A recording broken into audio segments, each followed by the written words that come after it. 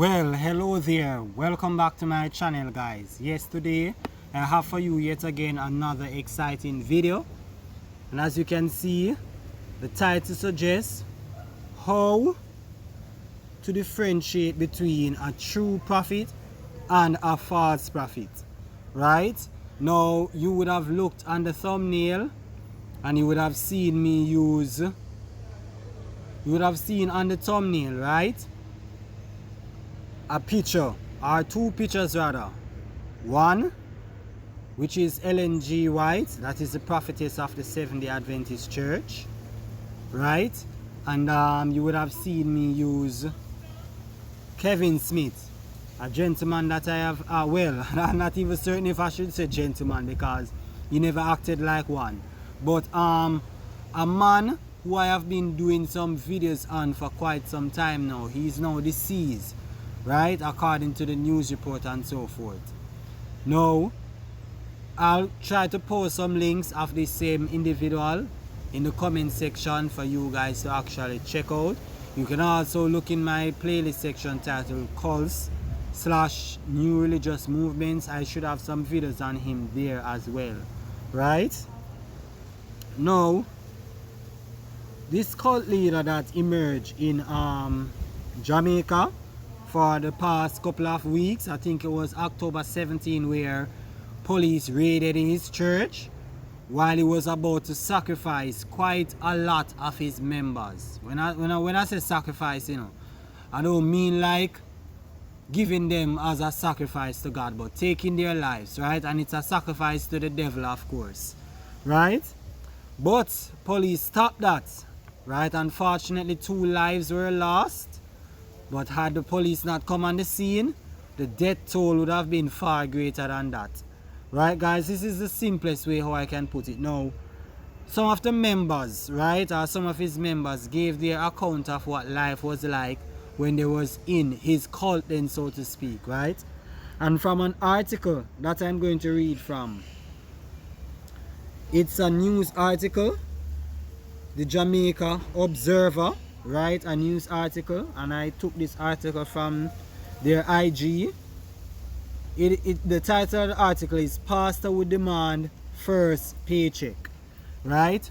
How did he demand this first paycheck? The argument that he used is basically to tell them that their paycheck is their first fruit. Now, first fruit is a biblical term in the Bible, right? But how we use the term first fruit, it is redefined, misconstrued, and redefined from what it meant in the Bible in order to persuade them that they should give their first paycheck to him. And not just first paycheck, but so much more. Right? The link, I will post it in the comment section, so I won't read all of it. I'm just telling you what it contains. Members, however, who would not want to comply or fail to comply with his monetary demands, he would oftentimes try to use some scare tactics, prophesy over them death and their family, saying that a demon is going to cover them and all kind of evil is going to befall them simply because they are not complying to his monetary demands. Now, they regard him as a prophet, and it is due to this regard as a prophet is the reason why he was able to manipulate them to the extent that he manipulated them and basically suck a whole lot of cash from them. Right? I remember one member recall, I think I did a video on it, you will see it in one of my videos, how they would hear like a demon speaking out of one of their members and telling speaking through the member and telling him that if they go to X place, what and what is going to happen to them and so on. These are the kind of tactics and stuff that he used to control him. Now, one of the members said that he even see him deliver persons, right? He see dumb persons suddenly start to talk, and persons who I guess were deaf start to see. Basically, he worked miracles then and healing and so forth, right? Now, the person admits that he doesn't know if he paid these individuals to put on an act, right, in order to basically have them to basically have faith in him and trust in him and so forth so that he could manipulate them. The person said that they admit that he's not sure if that's what he did, but it is due to these things that made them obey, because they really believe that he was a man of God. Right? And being a man of God, they're at liberty to obey what the man of God or the prophet has to say. Now, in the book of Jeremiah, that's one of the books during Jeremiah's time, he had to deal with a lot of false prophets, right? Wherein prophets are saying that God sent them when God didn't send them. Even God himself talk about this, saying that they ran, yet still he didn't send him, he didn't send them and so forth, right? So these are some of the things that Jeremiah had to deal with in his time. Now, the Bible tells us how we can basically know whether a prophet is genuine or not, right? And this is what we are basically going to explore, because you see, the thing is, there's a common denominator that false prophets often tend to use, and that is fear tactic, right? They always tend to use fear tactic in order to control people, tell them that, prophesy and say that the Lord showed them this is going to happen to them, and all kind of evil and calamity is going to happen to them if you disobey what they say and if you leave the group. Right? This is a tactic that Ellen White herself basically practiced. And what I'm going to do is I'm going to share a few Ellen White quotes on the screen for you guys to see, so that you understand this is a tactic that Ellen White used to control her followers as well. Every false prophet, that's what they do, right? Now what I'm going to do is that I'm going to look at a passage of scripture that basically warns about this practice of false prophets, right? It comes to us from Deuteronomy chapter 18, reading from verse 22 onwards, or verse 22 rather. I'm going to read from different translations, right? Beginning with the KJV. When a prophet speaketh in the name of the Lord, if the thing follow not, nor come to pass, that is the thing which the Lord hath not spoken. But the prophet hath spoken it presumptuously. Thou shalt not be afraid of him. Right? The NLT says that prophet has spoken without my authority and need not be feared.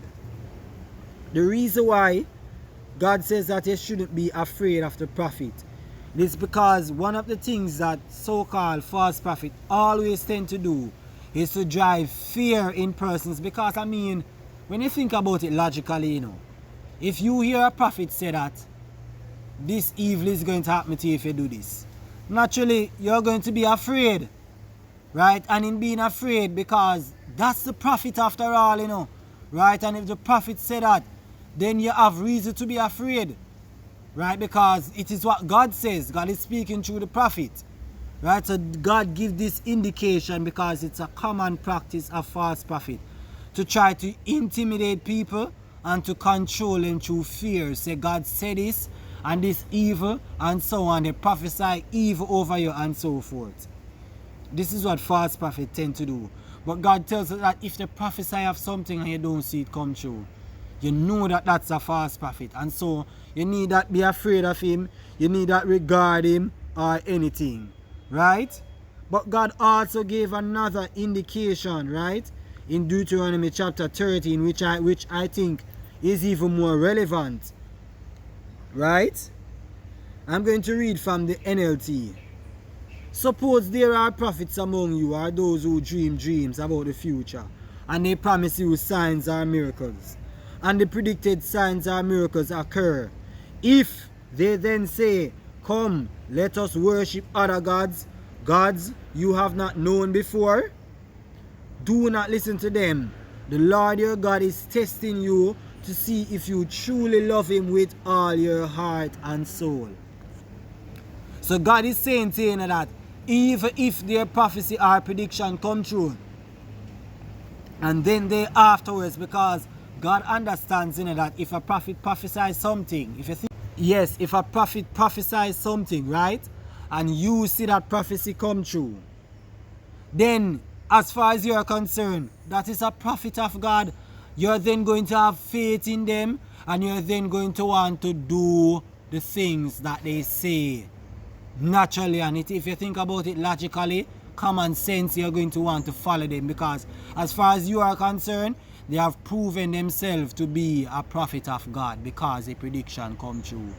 God say if this happen and then they tell you to go and worship another God, don't listen to them. That would mean that automatically strike them off from being a true prophet of God. Don't listen to them, right? Because God is testing you to see if you whether you will follow him or not, or if you love him with all your heart and soul. Right? So this is another thing for you guys to understand. And you notice with Kevin Smith, right? I'll put links in the comment section. He called himself God. So even if he had prophesied of things before, and the things that he prophesied come true, the very fact that he started to tell them to look to a God other than the God of heaven, which is himself, that automatically disqualifies him from being a prophet. But wait, there is more. Let's look at Matthew chapter 7. Matthew chapter 7, right? Matthew chapter 7 also tells us how we can know a true prophet from a false prophet. Verse 16 onwards, ye shall know them by their fruits. Do men gather? Or verse 15 first. Beware of false prophet, which come to you in sheep clothing, but inwardly they are ravenous wolves. Ye shall know them by their fruits. Do men gather grapes of thorns, or figs of thistles? Even so, every good tree bringeth forth good fruit, but a corrupt tree bringeth forth evil fruit. A good tree cannot bring forth evil fruit, neither can a corrupt tree bring forth good fruit. Every tree that bringeth not forth good fruit is hewn down and cast into the fire. Wherefore by their fruits ye shall know them. Not everyone that said unto me, Lord, Lord, shall enter the kingdom of heaven, but he that doeth the will of my Father which is in heaven. Many will say to me in that day, Lord, Lord, have we not prophesied in thy name, and in thy name have cast out devils, and in thy name done many wonderful works? And then will I profess unto them, I never knew you. Depart from me, ye that worketh iniquity. Right, guys? So this is telling you that even if a person prophesy in God's name, in Jesus' name, now the way the word prophesied is many times used in the New Testament, it can either mean preach or basically foretell, whichever one. Whether they do one or they do both, preach or foretell of things to come, even though they might do these things, and naturally it would mean that it come true, right? Even when they might work many wonderful things such as heal the sick and so forth, even if they cast out devils, they could even raise the dead, right, and so forth. Jesus at the end of the day is going to tell them, depart from him, you that work iniquity. Why? Because while they do these things, they're still practicing iniquity. They are bearing bad fruits. They are but ravenous wolves, right? And so you ought to check for the fruits, not just look for the signs, them prophesying of things and things coming true, right? And them delivering people, them healing people and so forth, and these and casting out demons and so forth. Don't just look for those things alone. Look for their fruits as well. Just as how in Deuteronomy, God say if the prophesy and the prediction come true, but yet still start telling to follow another God, what God the Bible is telling is that you should square them up with the word of God as well. Not just look for signs alone. And Kevin Smith, as well as Ellen G. White, both have failed. As far as you know with Ellen G. White, she prophesied falsely many times. I don't know of any form of prophecy that actually come true. Right? But even if any of her prophecy come true, her life shows that she's disqualified from being a prophet, because she was a hypocrite as well, She used to practice some, preach something and teach another. So, for instance, she ate meat, and she even ate meat that is considered as unclean meat too as well. right? There's a lot of information on that. You can check on Google, right? I'll also try to find some, and if possible, I'll post it in the comment section. She was a closet hypocrite, right? So her fruits alone, that's just one of the things I could talk about, you know. I won't stress it any further for the purpose of this video. But her fruits alone disqualify her from being a prophet, right? Now, Kevin Smith fruits, the fact that he was so cruel, the level of control, right, and evil things that he did to his congregation, show you that those are bad fruits. So even if he had prophesied of anything and it come true, right, cast out devils, heal people and so forth, that still would make him be a phony nonetheless, right? Now let's look at one more. This is the last one for this video. 1 John chapter 4 verse 1 and verse 2 to 1 and 2. Believe not every spirit. Beloved, believe not every spirit, but try the spirits whether they are of God, because many false prophets are gone out into the world.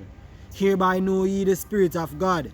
Every spirit that confesseth that Jesus Christ is come in the flesh is of God. And every spirit that confesseth not that Jesus Christ is come in the flesh is not of God. And this is the spirit of Antichrist, whereof we have heard that it should come, and even now already is it in the world. Now, when you look at these verses, right, from a different translation, verse 2, or verse 3 rather,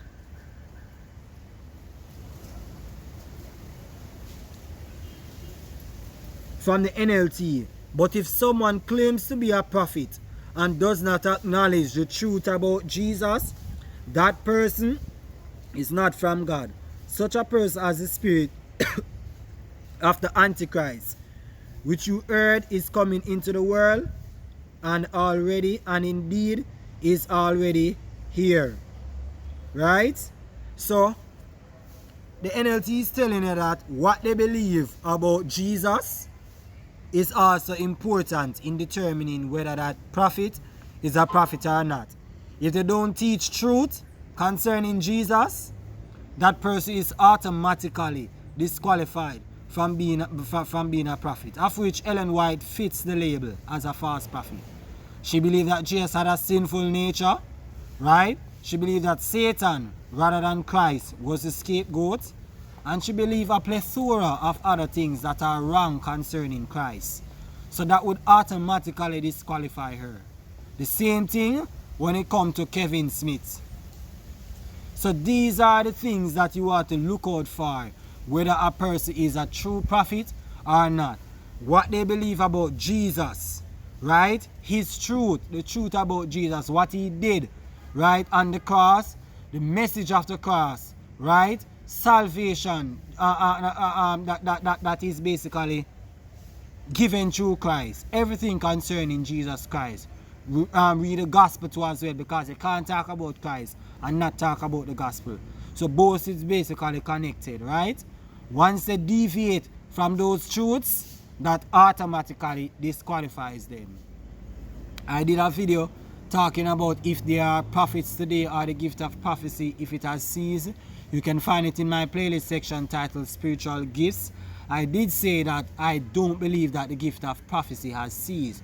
However, I have not met any person who has basically said that they are a prophet, and I have confirmed for myself that they are a prophet. I don't know any. Whether in my country or in other country, I don't know any, because I'm not like everyone, you know, who just accept people. Because the Bible said they should prove all things, right? So you can't come to Kisma, the host of all things religious, and say you're a prophet and expect that I'm going to just take it as that. No, I have to first prove you myself. And this is the attitude that you, my viewers, need to have for yourself, because in truth and in fact, most persons who say they are prophets are actually false prophets. You see, the charismatic movement, you know, has so permeated Christendom that these days everybody wants to be a prophet. Everybody wants to be an apostle. Everybody are so zealous for the best gifts and so forth. The highest office and so yes, people want to be it for a show. Right, guys? They want to be it for a show. They want to be an apostle. They want to be a prophet, because there's a lot of respect and ratings that actually come from it, you know. So for self, people appoint themselves as apostle and prophet. All for self. Right? When God didn't give them any calling to either be an apostle or a prophet. I'll end on this note. The link that I shared from where Kevin Smith was talking about first paycheck, and I mentioned about him talking about first fruits. I'm going to have another video where I give the biblical teaching on first fruits and show you how this person actually twists the truth of first fruit in order to manipulate his members into giving him money. Right? With that being said, I end this video. If you enjoyed it, you know what to do. Like, comment, subscribe, and share this video. Bye bye now.